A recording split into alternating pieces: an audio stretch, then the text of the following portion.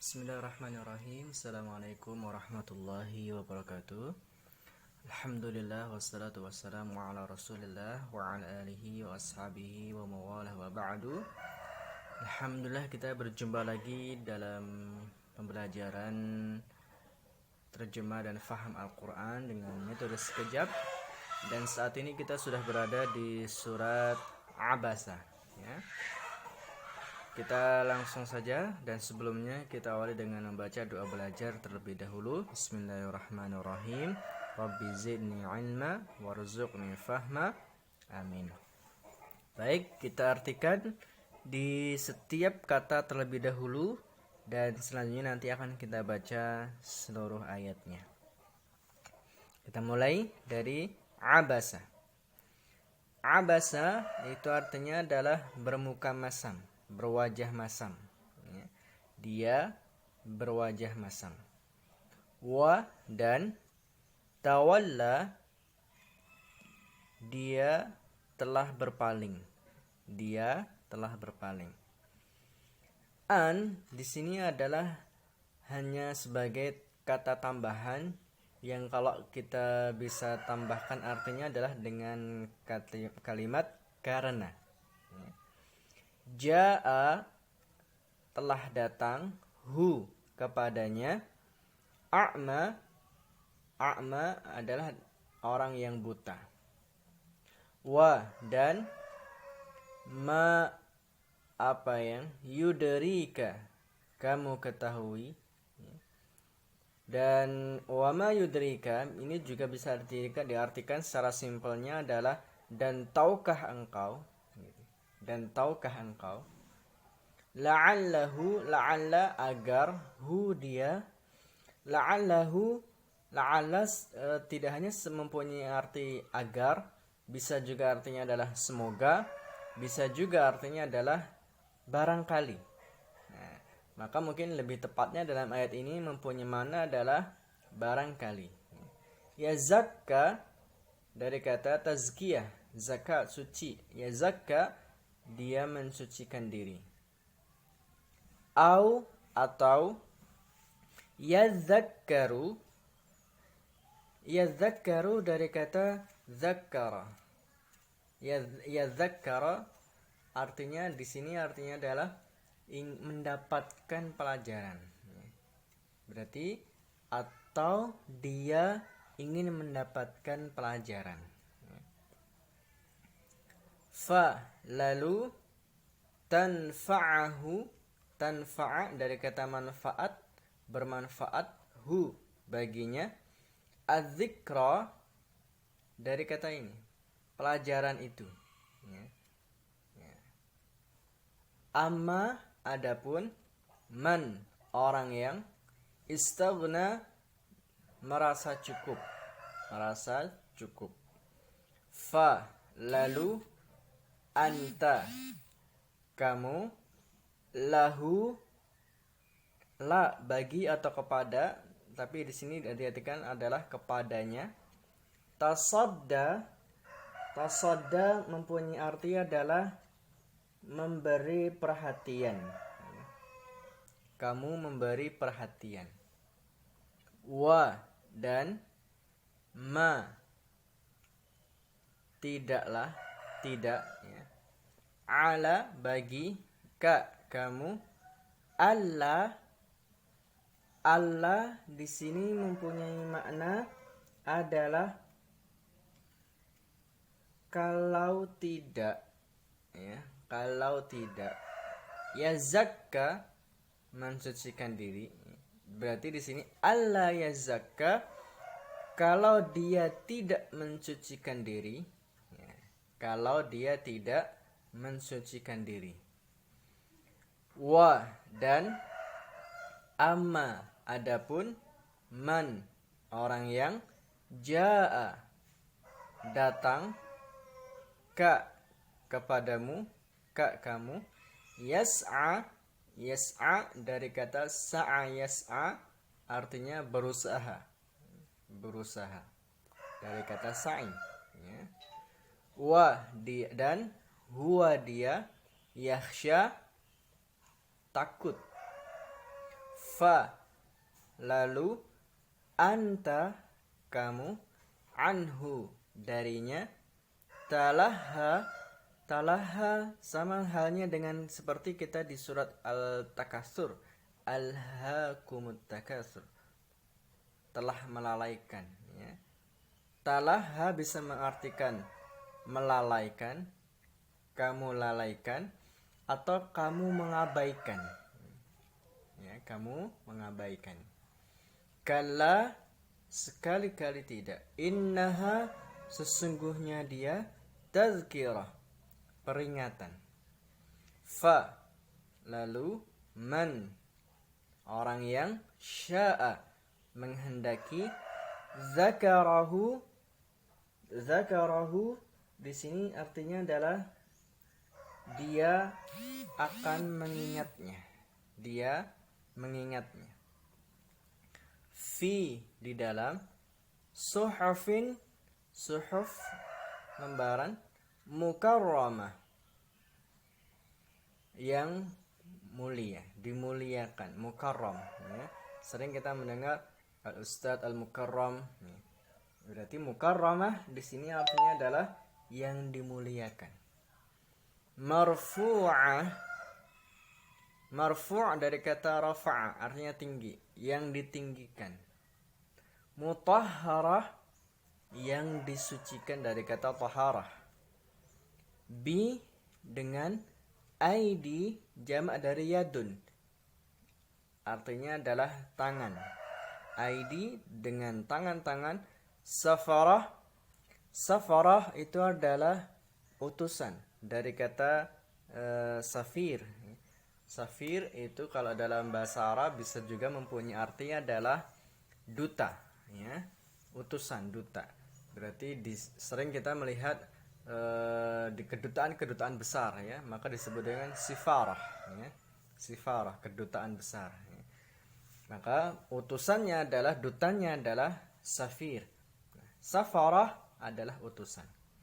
Kiram, sama seperti mukarram, yang mulia. Bararah, barar dari kata albar, bisa diartikan baik, ya. Seperti kita mempunyai makna birrul walidain, ya, berbuat baik kepada orang tua, atau birrul walidain juga mempunyai makna selain baik kepada orang tua adalah berbakti kepada orang tua. Maka bararah bisa juga diartikan adalah berbakti, ya. Kiramin bararah, yang mulia dan yang berbakti. Baik, kemudian kita akan membaca secara utuh per ayatnya. Saya bacakan dan silakan ditirukan bersama-sama. Bismillahi, dengan nama Allah, Ar-Rahmanir Rahim, Maha Pengasih, Maha Penyayang. Abasa wa tawalla, dia berwajah masam dan dia berpaling. An ja'ahul a'ma, karena telah datang kepadanya orang yang buta. Wa ma yudrika, dan tahukah engkau, la'allahu yazzakka, barangkali dia ingin mensucikan diri. Au yadzakkaru, atau dia ingin mendapatkan pelajaran. Fatanfa'ahu dzikra, lalu pelajaran itu bermanfaat untuknya. Amma man istaghna, adapun orang yang merasa cukup. Fa'anta lahu tasadda, lalu engkau memberi perhatian kepadanya. Wa ma 'alaika, dan tidaklah atasmu, alla yazzakka, kalau dia tidak mensucikan diri. Wa amma man ja'aka yas'a, dan adapun orang yang datang kepadamu dia berusaha, wa huwa yakhsha, dan dia takut, fa anta anhu talaha, lalu engkau mengabaikannya. Kalla innaha tadhkirah, sekali-kali tidak, sesungguhnya dia menjadi peringatan. Faman syaa dzakarah, lalu siapa yang telah menghendaki dia mengingatnya. Fi suhufin mukarramah, di dalam lembaran-lembaran yang disucikan. Fi suhufin mukarramah, di dalam lembaran-lembaran yang dimuliakan. Marfu'atin mutahharah, yang ditinggikan dan disucikan. Bi'aidi safarah, dengan tangan-tangan para utusan. Kiramin bararah, yang mulia dan berbakti. Oke, selanjutnya kita baca di ayat yang ke-17. Kita artikan dari setiap kata terlebih dahulu. Kutila, dari kata qatala, dibunuh.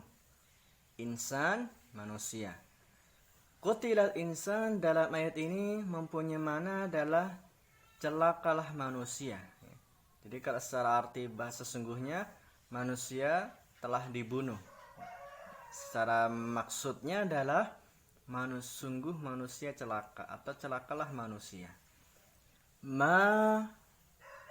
Apa yang, akfarah dari kata kufur. Kufur, dia. Akfarah bisa mempunyai dua makna. Yang pertama adalah apa yang telah membuat kufur, atau yang kedua adalah di dalam ayat ini mempunyai makna ta'jubiyah, artinya alangkah kufurnya dia. Kalau dalam bahasa Arab, yang disambung dengan fi'il madhi yang diawali dengan a, itu biasanya mempunyai makna adalah takjub. Misalkan contoh, ajmala dari kata jamil, indah. Ajmala, alangkah indahnya. Atau mungkin akbar, alangkah besarnya. Nah, maka akfarah di sini artinya adalah alangkah kufurnya dia. Min, dari, ayyi, apa, syai'in, sesuatu, khalaqahu, dia menciptakannya. Min, dari, nutfah, air mani, khalaqahu, dia menciptakannya. Lalu, qaddarahu, qaddara dari kata takdir. Qaddarahu, mentakdirkannya atau menentukannya. Summa, kemudian, as-sabil, jalan. Yassarahu dari kata yassara, artinya adalah mudah. Inna ma'al usri yusra, artinya yassarahu, memudahkannya. Summa, kemudian,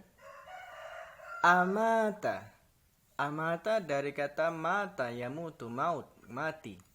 Amatahu, dia mematikannya. Lalu akbarahu dari kata kubur.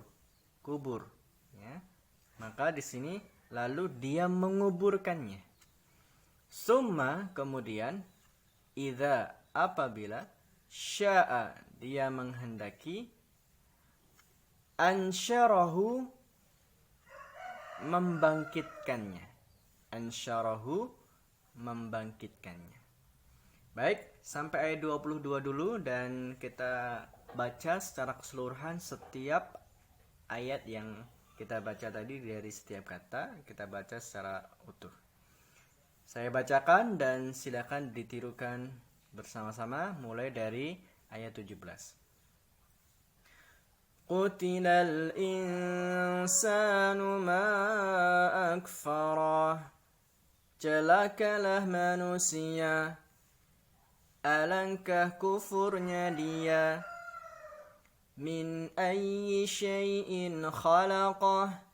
Dari sesuatu apa dia menciptakannya. Min nutfatin khalaqahu faqaddarah. Dari air mani dia menciptakannya, lalu dia menentukannya. Tsumma sabina yassarah. Kemudian jalannya dia mudahkan. Tsumma amatahu fa'aqbarah. Kemudian dia mematikannya, lalu menguburkannya. Tsumma idza syaa ansyarah.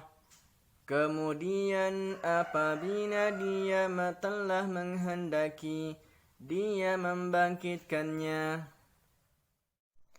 Baik, sekarang kita akan mengambil beberapa pelajaran dari surat Abasa yang sudah kita baca ini.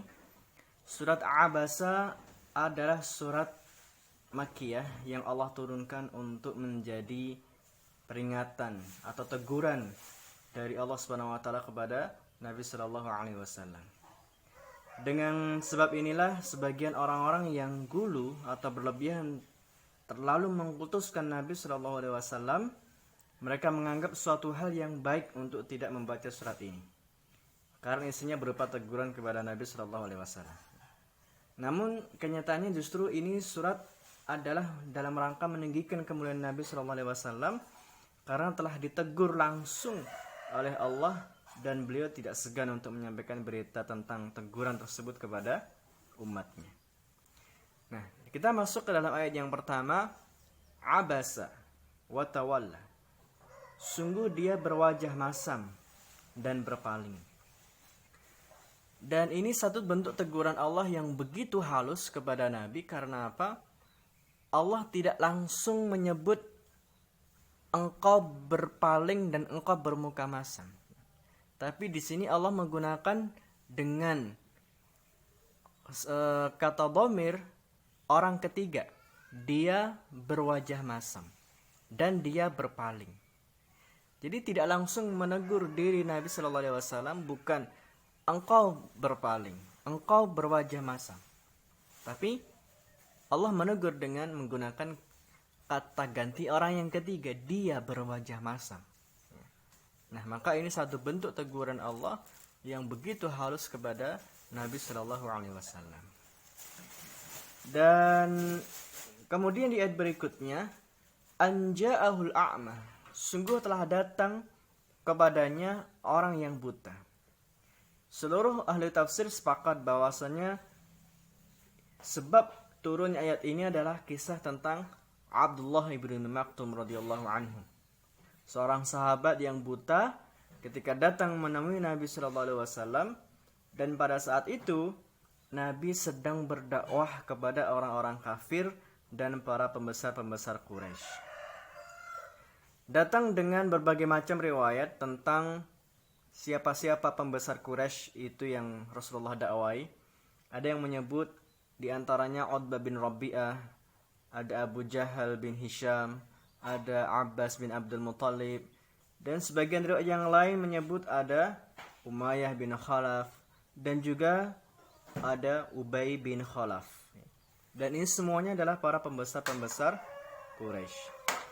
Nah, maka dalam ayat ini disebutkan wa ma yudrika la'allahu yazakka.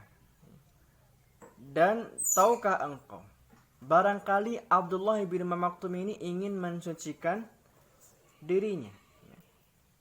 Nah, maka dalam ayat ini menyebutkan bahwa Abdullah bin Maktum ketika itu tidak dihiraukan oleh Nabi Shallallahu Alaihi Wasallam. Padahal beliau datang ingin mencucikan dirinya dan ingin mendapatkan pelajaran dari Nabi Shallallahu Alaihi Wasallam. Maka di ayat yang berikutnya akan kita baca bahwa amma man istaghna, adapun orang-orang yang merasa cukup, artinya adalah di sini orang-orang kafir Quraisy, pembesar-pembesar Quraisy itu yang bisa jadi mereka tidak mungkin atau mungkin tidak mencucikan dirinya atau tidak ingin mendapatkan manfaat dari Nabi Shallallahu Alaihi Wasallam.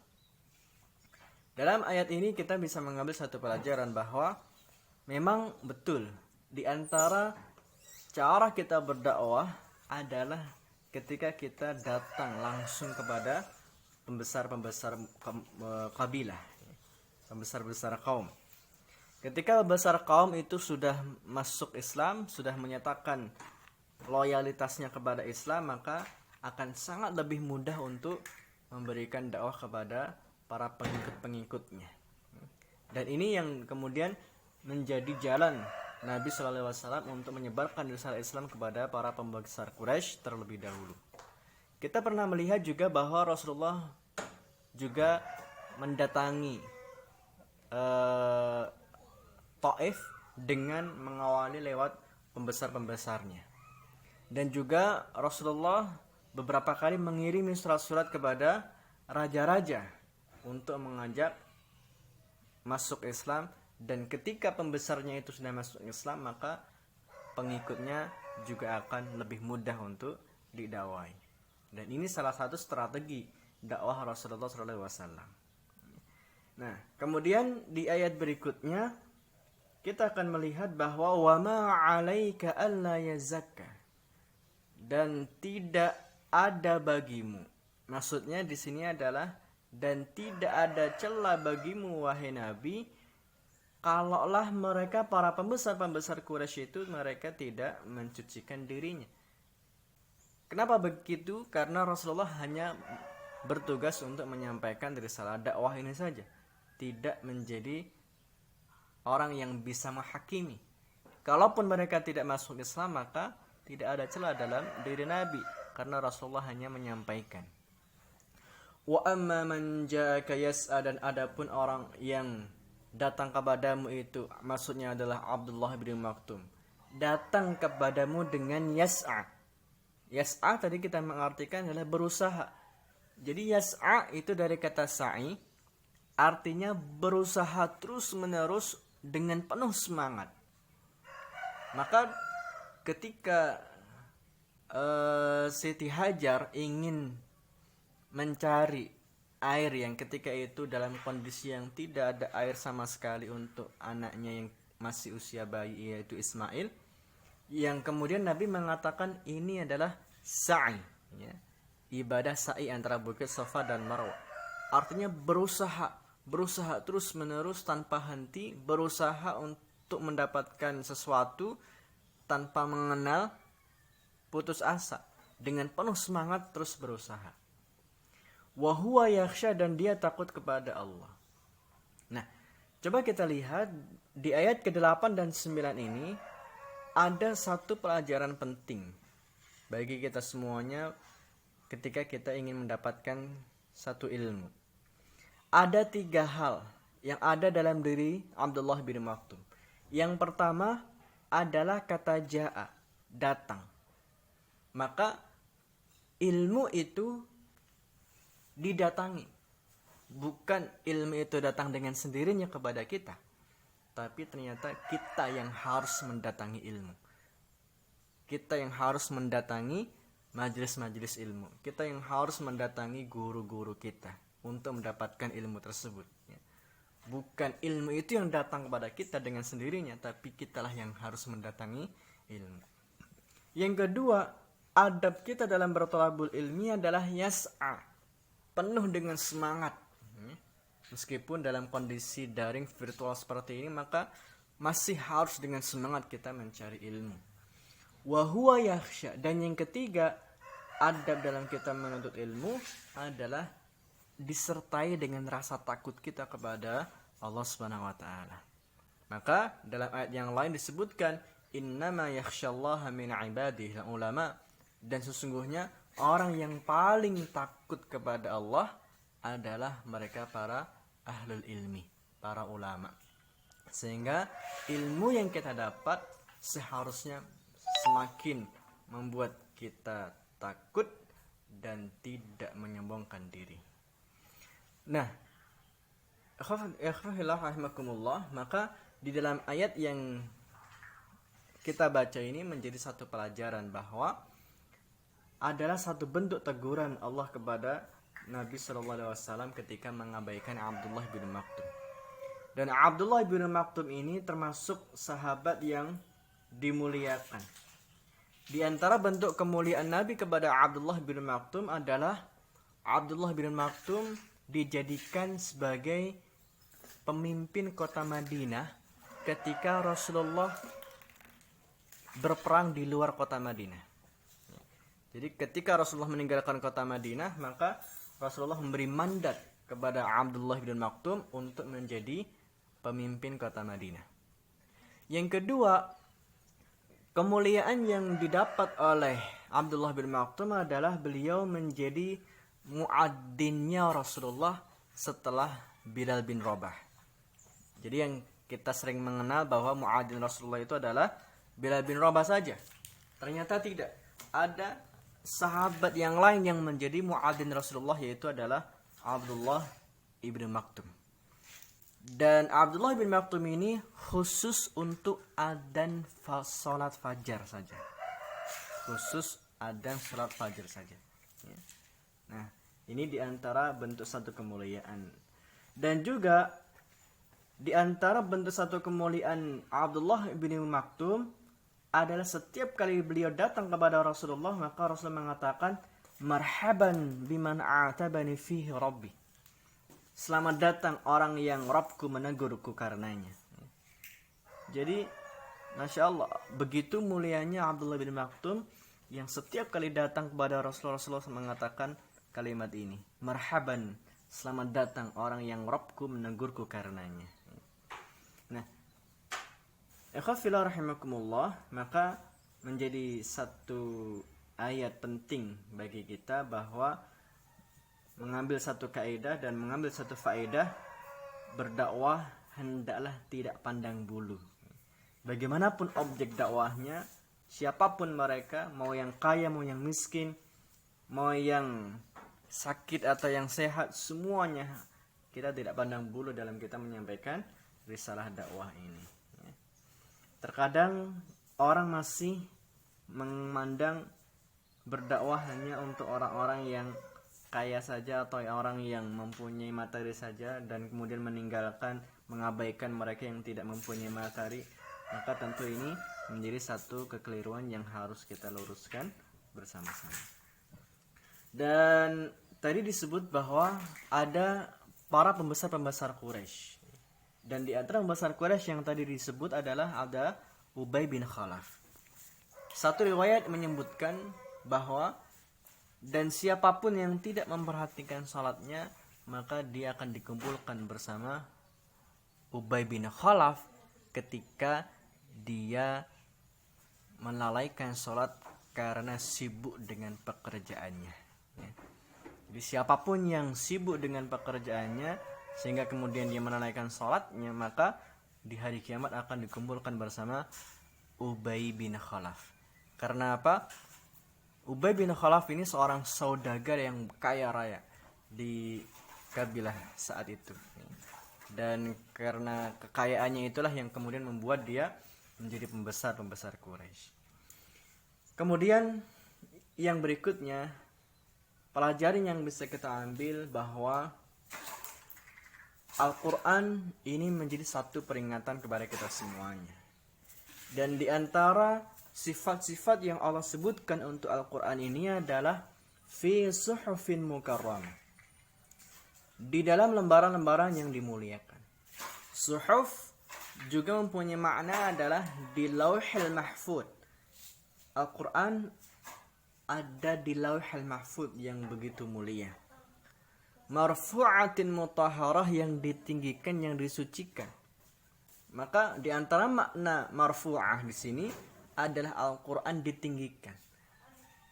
Mempunyai faedah yang lain bahwa ketika kita meletakkan mushaf Al-Qur'an ini, maka hendaknya di tempat-tempat yang tinggi, tidak di lantai, tidak di sembarangan tempat, tapi kita menaruhnya di tempat yang tinggi, dan itu di antara adab kita dengan Al-Qur'an. Dan Al-Qur'an ini dibawa oleh utusan-utusan Allah yang Allah muliakan. Mereka lah para malaikat. Dan di antara sifat malaikat yang disebutkan dalam ayat ini adalah kiramim bararah. Mereka mulia dan mereka berbakti, dia tidak pernah melanggar aturan dan perintah Allah SWT. Maka Allah menyebut kutiral insan, sungguh celaka, dan alangkah celakanya orang-orang yang telah mengkufurinya. Kemudian Allah ingin memberikan satu bantahan yang begitu telak kepada siapapun yang mereka mengkufuri Al-Quran ini, mengkufuri Islam ini, dengan kalimat min ayyi syai'in khalaq. Dari apa manusia itu diciptakan? Manusia diciptakan dari air mani yang begitu hina, kemudian Allah menciptakannya, lalu dia menyempurnakan dan mentakdirkannya. Faqaddarahu, di sini kemudian Allah menciptakan manusia dari air mani dan dia mentakdirkannya. Maka hadis yang sering kita dengar bahwa ketika manusia sudah di alam rahim dan di usia mereka yang 120 hari, disitulah Allah mentakdirkan matinya, rezekinya, amalnya, senang atau sengsaranya ketika di dunia. Disitulah Allah mentakdirkan, dan barulah mereka lahir ke alam dunia.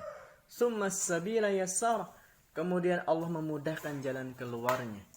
Kemudian Allah mematikannya ketika sudah hidup di dunia ini, dan kemudian Allah menguburkannya, dan Allah bangkitkan kembali ketika nanti di hari kiamat. Ikhwafillah rahimakumullah, menjadi satu pelajaran penting bahwa Al-Quran menjadi peringatan untuk kita semuanya. Al-Quran menjadi pelajaran bagi kita, bagi siapapun yang beriman kepada Allah dan Rasulnya. Ketika kita tidak mengimani Al-Quran ini yang dibawa oleh para malaikat-malaikat yang Allah muliakan, maka sungguh celaka dan sangat celaka. Maka dikatakan dalam ayat ini kutiral insanu ma akfar, dan sungguh celaka orang-orang yang telah mengkufurinya.